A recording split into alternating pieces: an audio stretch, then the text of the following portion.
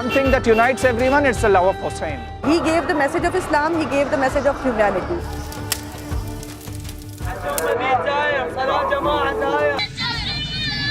تفضل الزائرات تفضل نتغدن هلا بالزوار هلا بالزوار ابو علي هلا بالزوار ابو علي. We love Imam Hussain. We just work to Imam Hussain.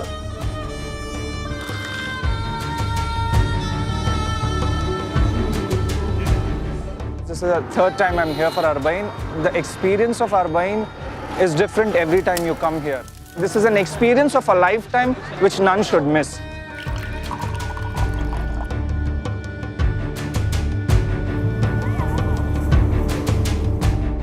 Imam Hussain is the master in paradise. لبيك يا حسين. لبيك يا حسين.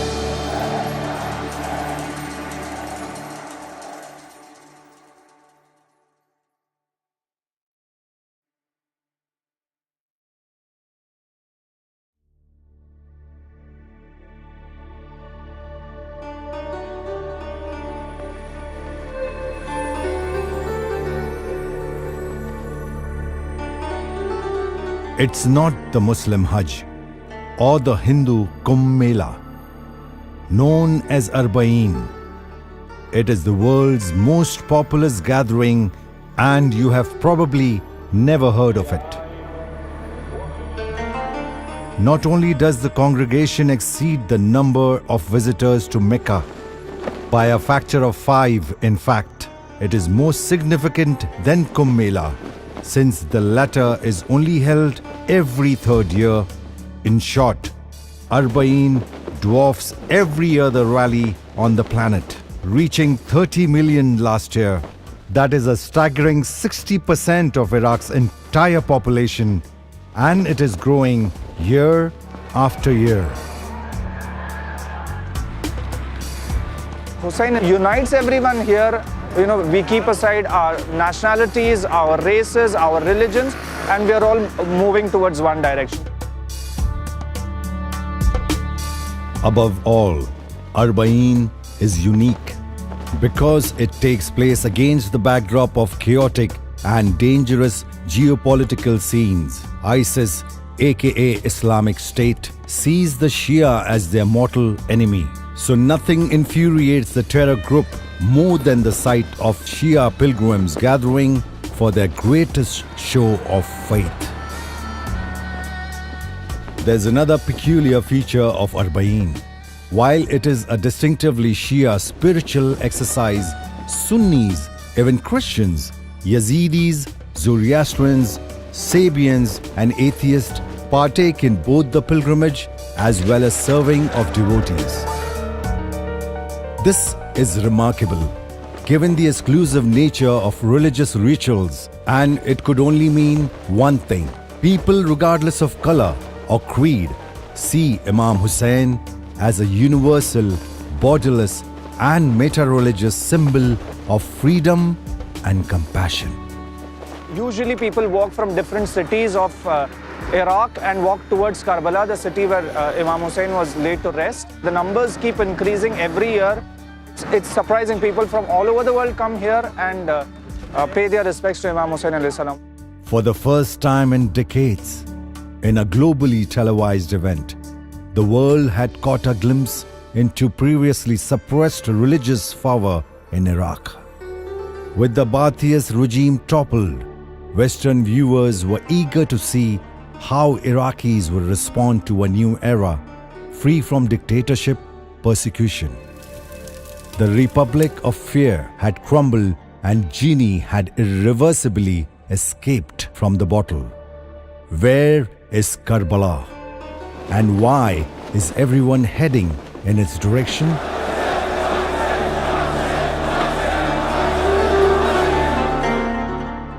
Who is this Imam Hussain who motivates people to defy all the odds and come out to mourn his death 14 centuries after the fact?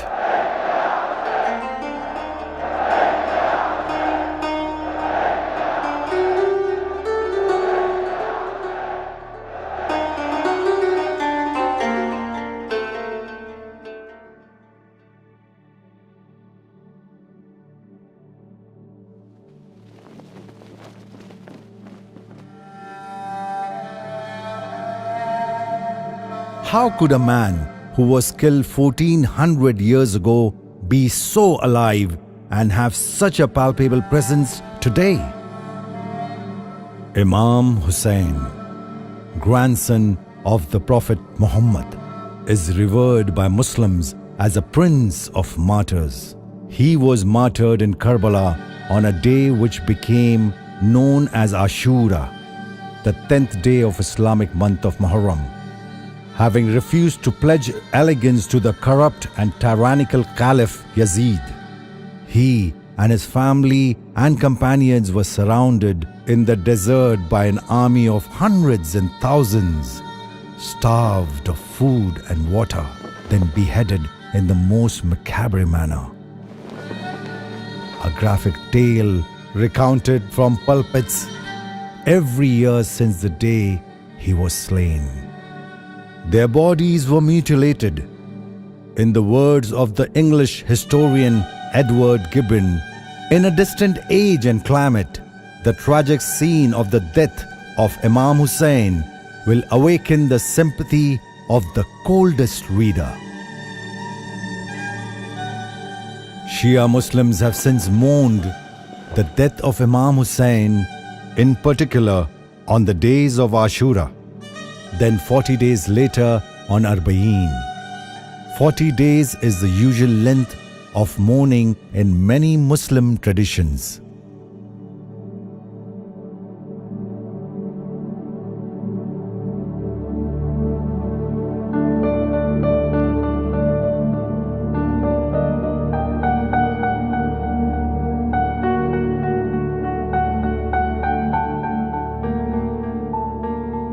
I traveled to Karbala to find out for myself why the city is so intoxicating.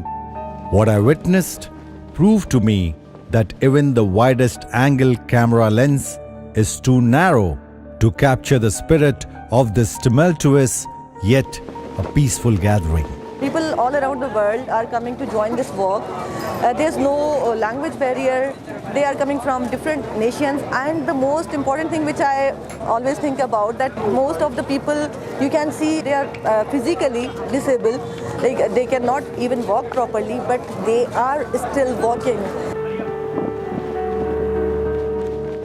An avalanche of men, women and children, but most visibly black-veiled women, filled the eye from one end of the horizon to the other. The crowds were so huge that they caused a blockade for hundreds of miles.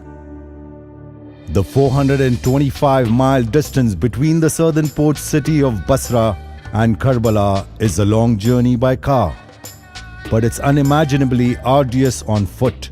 It takes pilgrims 2 weeks to complete the walk. People of all age groups surge in the scorching sun during the day and in bone-chilling cold at night. They travel across rough terrain, down uneven roads, through terrorist strongholds and dangerous marshlands without even the most basic amenities or travel gear.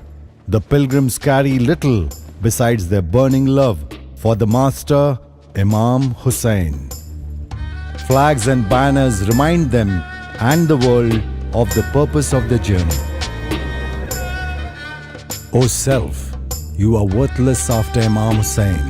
My life and death are one and the same. So be it if they call me insane. The message recalls an epic recited by Abbas, Imam Hussein's brother, flag bearer and commander of his army, who was also martyred in the Battle of Karbala in 680 AD, while trying to fetch water for the children, with security being in the detrimental state that makes Iraq the #1 headline in the world. No one doubts that this statement is genuine in every sense.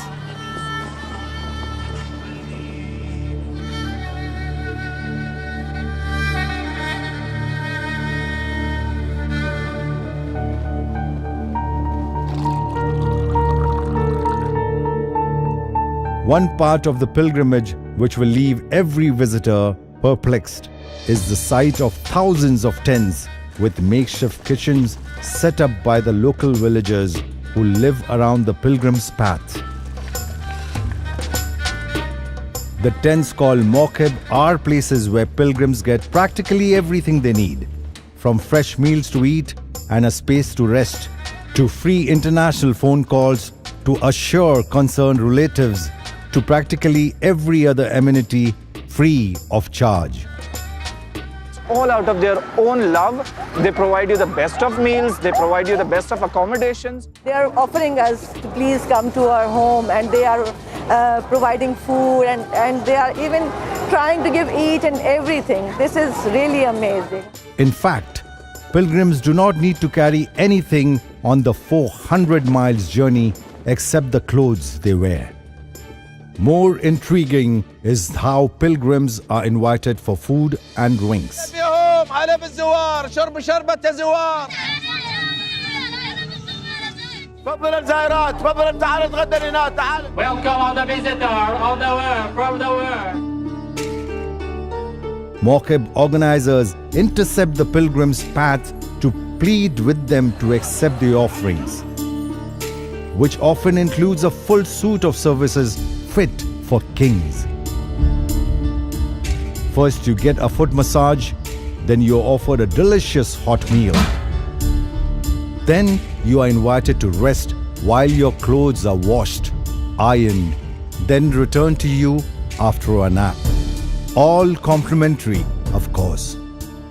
We try to provide them nourishment here, the daily meals, the tea, the bed, so we can earn a little sawab and make a little journey easy of walking of about 75 plus kilometers towards the holy city of Karbala.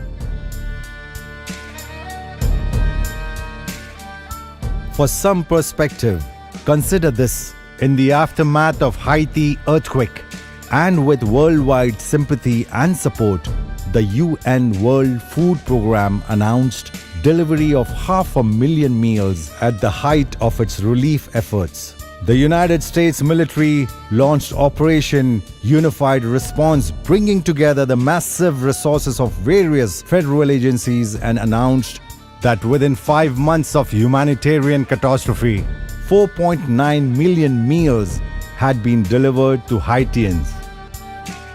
Now compare that with over 50 million meals per day during Arbaeen, equating to about 700 million meals for the duration of the pilgrimage. All financed not by the United Nations or international charities, but by poor laborers and farmers who starve to feed the pilgrims and save up all year round so that the visitors are satisfied. Everything, including security, is provided mostly by the volunteer fighters who have one eye on ISIS and the other on protecting the pilgrim's path. To know what Islam teaches, says one Mawqib organizer, don't look at the actions of a few hundred barbaric terrorists, but the selfless sacrifices exhibited by millions of Arbaeen pilgrims. In fact, Arba'een should be listed in the Guinness Book of World Records in several categories: biggest annual gathering, longest continuous dining table, largest number of people fed for free, largest group of volunteers serving a single event, all under the imminent threat of suicide bombings. Just looking at the multitudes leaves you breathless. What adds to the spectacle is that as the security conditions worsen, even more people are motivated to challenge the terrorist threats and march in defiance.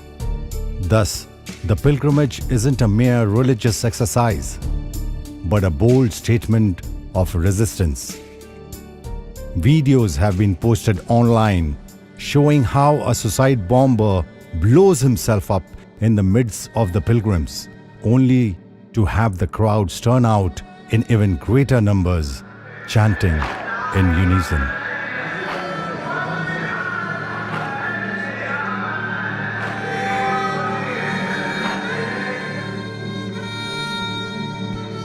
If they sever our legs and hands, we shall crawl to the holy lands. The horrific bomb blasts, which occurs year-round, mostly targeting Shia pilgrims and taking countless lives, illustrate the dangers facing Shias living in Iraq and the insecurity that continues to plague the country. Yet, the imminent threat of death doesn't seem to deter people, young and old, Iraqis and foreigners, from making the dangerous journey to the holy city, Karbala. It isn't easy for an outsider to understand what inspires the pilgrims. You see women carrying children, old men on wheelchairs, people on crutches, and blind seniors holding walking sticks.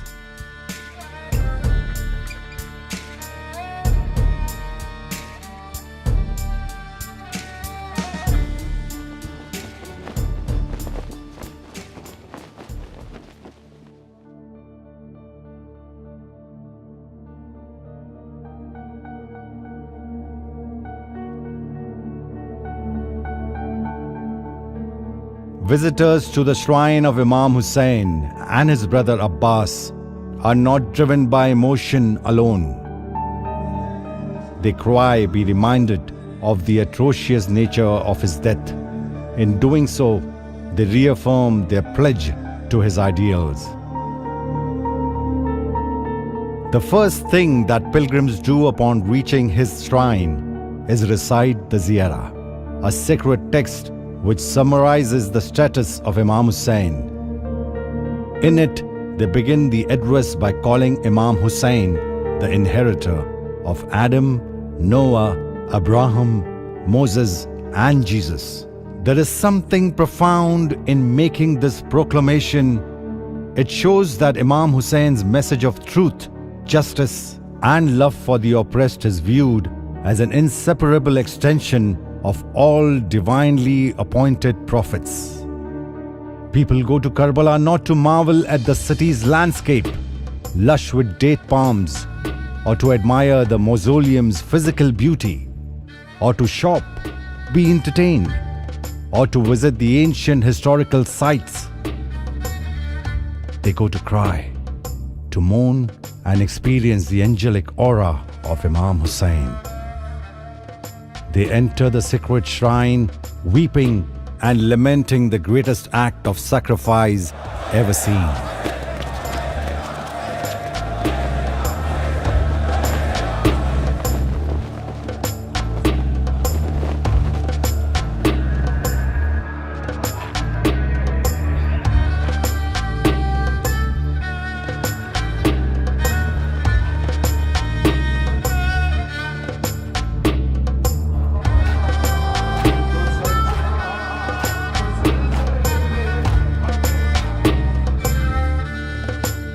It is as though every person has established a personal relationship with the man they have never seen. They talk to him and call out his name. They grip the housing of his tomb. They kiss the floor leading into the shrine. They touch its walls and doors in the same manner one touches the face of a long-lost friend. It is a picturesque vista of epic proportions. What motivates these people is something that requires an understanding of the character and status of Imam Hussain and the spiritual relationship that those who have come to know him have developed with this living legend.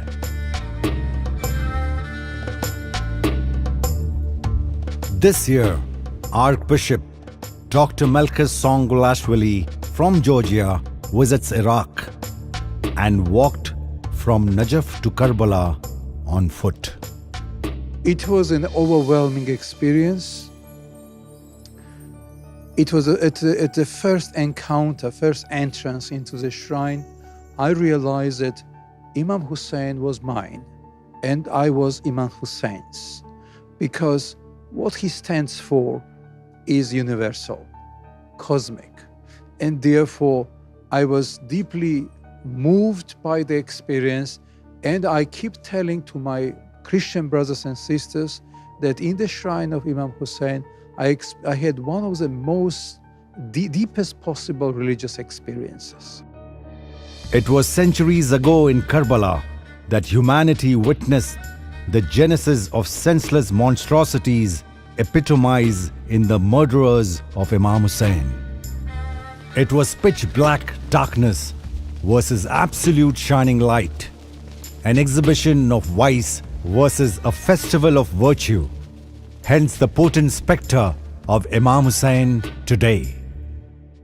Imam Hussain, for me as a Christian, is a very important spiritual figure.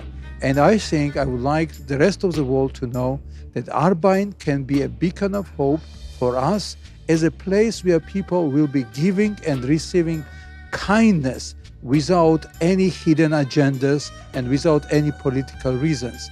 This is a place which is to be experienced by as many people as possible in affirmation, in our common belief in humanity, in the future, and also in justice. His presence is primordially woven into every facet of their lives. His legend encourages, inspires, and champions change for the better, and nothing can extinguish its light. Who is Imam Hussain? For hundreds of millions of his followers, a question this profound which can cause people to relinquish their religion for another can be answered only when you have marched to the shrine of Imam Hussain on foot.